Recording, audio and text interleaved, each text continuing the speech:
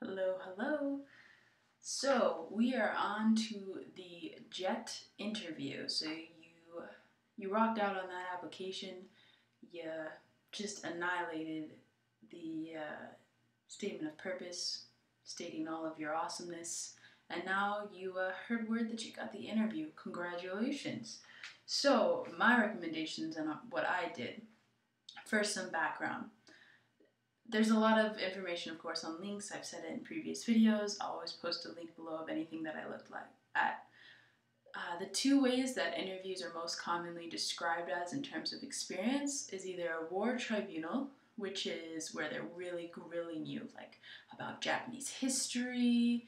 They're trying to trip you up. They're trying to see how you handle stressful situations. They might ask you things like, let's say you went to Japan before and you said you were in, I don't know, Tokyo. They go and they ask you, how's Hokkaido? Just to see how you react to that, what you'll do, will you correct them, and all of that.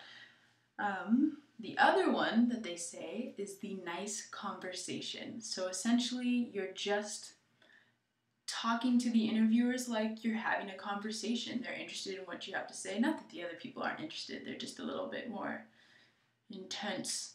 But this is like if you were talking, I'm gonna compare it to talking to your mom. You feel comfortable, you just say whatever, they make you feel comfortable and all of that. It's not a real stressful type of interview. Now, from what I've heard and read online, the war tribunal and some of the questions like asking about history and all of that, it doesn't sound like it happens very often anymore, but it's definitely worth preparing for just in case.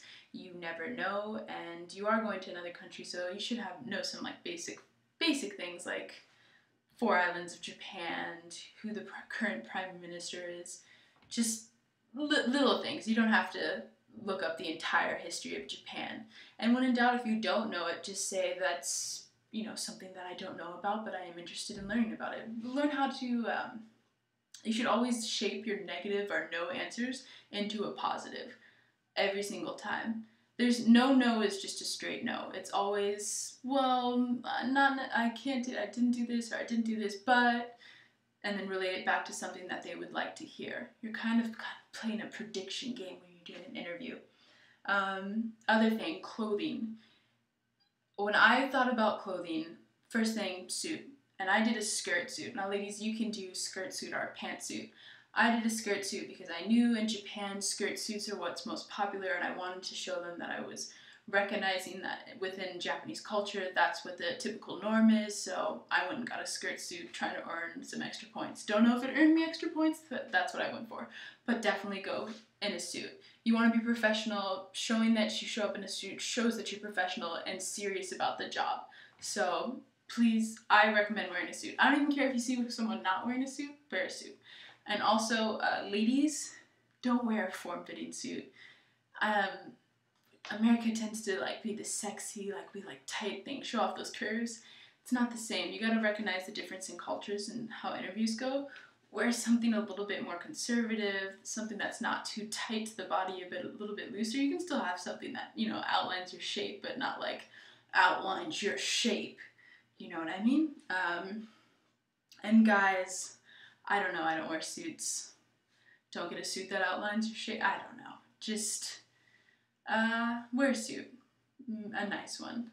And I probably wouldn't, you could be flashy and go in a white suit, but I don't think it would be the best. Standard black, gray, something that you would typically see of salarymen in Japan. Connected to culture, that's my opinion. And that shows that you are taking an extra interest or have done that research and know that in Japanese culture this is what's most common, and I'm knowledgeable, professional. It just makes you look better. Be positive. Positive, positive, positive.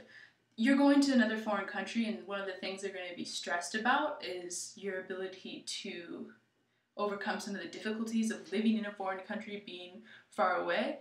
And when it comes down to it, having that optimistic, positive attitude and looking at things with that positive outlook and I think it helps you when you are making big life transitions like that. Now, if you're not generally a overly positive person, that's okay. I'm not saying that you couldn't succeed or be successful or, you know, transition well, but at least in the interview, try and be positive to kind of give them that image. Let them know more clearly that, you know, you have nothing to worry about. I'll be okay over there.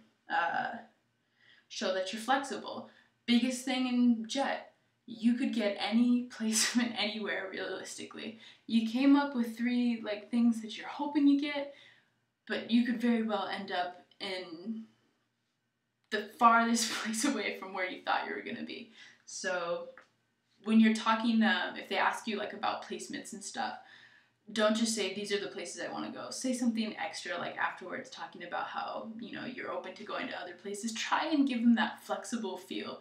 You don't have to, like when you're filling out your application, not put preferences. It's still, you know, that you might get them, so you should still list them. But when you're in your interview, don't try and make yourself seem like you're really locked into these certain ideas of what you would like the program to be like or what you would like the experience to be like. Just say, portray yourself as flexible. I know I repeat myself a lot in these. Next, when they ask you questions and you answer their question, but try and think of what you're trying to relate it back to. They are looking for certain things. Basically, the same things that you said in your statement of purpose, that's what they're looking for, and they want evidence. They want to see that evidence that that's what you're going to be like, that those qualities that you said you had, you do have. So when you answer those questions, try to circle that around to those qualities, to those interests that you had. Just constantly bring in a circle to what they're wanting to like hear. You're trying to confirm what they already are suspecting, essentially. So easiest way to do that is just to make it blatantly obvious. Yes, this is something I'm interested in, but I'm very flexible. You know, if something else happened, blah, blah, blah. Just circle it around. Smile. Smiling's always good, makes you look very friendly. I think a friendly teacher is better than an unfriendly teacher. So smile through the interview. You don't have to keep it all the entire time because it's creepy, but smile a little bit. Eye contact. I think in Japan, eye contact is not something they typically do, but I still think eye contact in an interview is really good.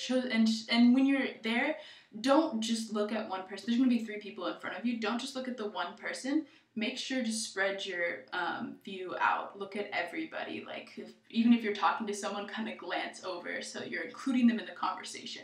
'Cause it kind of relates to how you would be in a class with students. You want to make every student feel like they're a part of your lesson and stuff. So I think this is a good way to kind of portray that you take into account every person that's in the room.